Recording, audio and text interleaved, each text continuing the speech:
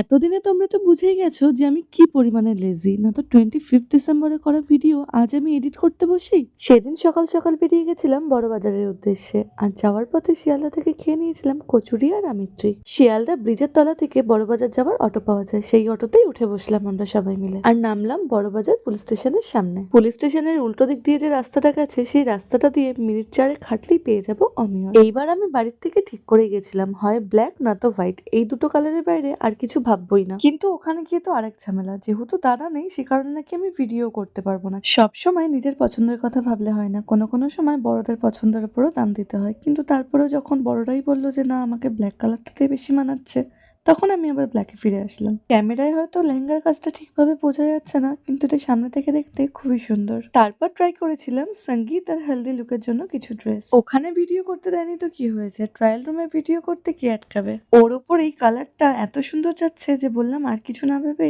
এটাই নিয়ে না। সুরজের অফিস থাকায় ও আসতে পারেনি, তাই ওকে ভিডিও কল করে দেখিয়ে দিলাম। অমিয়র থেকে বেরিয়েই এই সবটা চোখে পড়লো। দিদি ভাইয়েরও অনেকদিন ধরে এডি সেট নেওয়ার ইচ্ছা ছিল, আর সবটাতে বেশ খানিকটা ডিসকাউন্টও দিচ্ছিল। কিনতে তো গেছিলাম ওর জন্য, কিন্তু মা বললো এই সেটগুলো পরে নাকি আমাকে বেশ ভালো মানাচ্ছে, তাই তুমিও একটা নিয়ে নাও। লেহেঙ্গাটা যেহেতু ব্ল্যাক, তাই প্রথমে আমরা ব্ল্যাকের ওপরেই দেখছিলাম, কিন্তু দাদা আমাকে ওদের প্রিমিয়াম কালেকশন থেকে এই সেটটা সাজেস্ট করলো।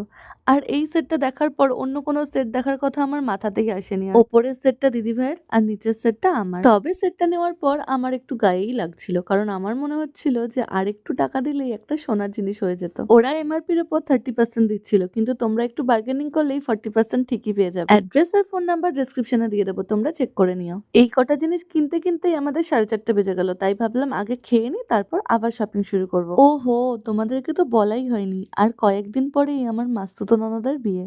ওর বিয়ের জন্যই শপিং করতে এসেছিলাম। খাওয়া দাওয়া কমপ্লিট করে দিদিভাই আবার ব্যাগের দোকানে ঢুকলো, ওর একটা ক্লাচ নেওয়ার ছিল। তবে বড় বাজারে প্রচুর দরদাম করতে হয়, এরা সব জিনিসের দাম প্রায় 3 ডবল করে বলে। যেমন দেখো না এই ব্যাগটাই প্রথমে 1500 বললো, তারপর অনেকক্ষণ বার্গেনিং করতে করতে লাস্টে 600 দিয়ে দিল। দিদিভাই একটু বড় ক্লাচ খুঁজছিল, যেটায় ফোন আর লাস্ট মোমেন্টের টুকটাক দরকারি জিনিসগুলো অ্যাডজাস্ট হয়ে যায়। এটা একটু বড়র মধ্যেও ছিল আর দেখতেও বেশ সুন্দর ছিল, তাই করকরে 500 টাকা দিয়ে এই ব্যাগটা নিয়ে নিল। তারপর আমরা গেলাম চুড়ির দোকানে। আমার চুড়িটা অন্য দোকান থেকে আগেই নিয়ে নিয়েছিলাম, বাট ওর শাড়ির কালারের সাথে চুড়িটা কিছুতেই ম্যাচ করতে পারছিল না, তাই একটু ঘুরতে হচ্ছিল। অনেক কেনাকাটি হলো, এবার বাড়ি ফেরার পালা।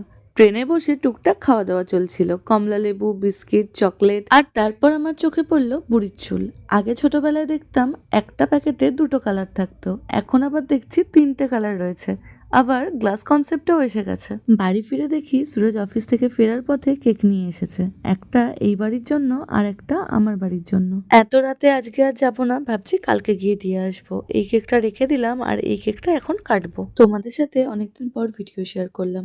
মাঝখানে না খুব ব্যস্ত হয়ে গেছিলাম, সে কারণে রেগুলার ভিডিও আপলোড করতে পারছিলাম না। কারণগুলো খুব তাড়াতাড়ি বলবো। দেখা হচ্ছে আবার কালকে। বাই।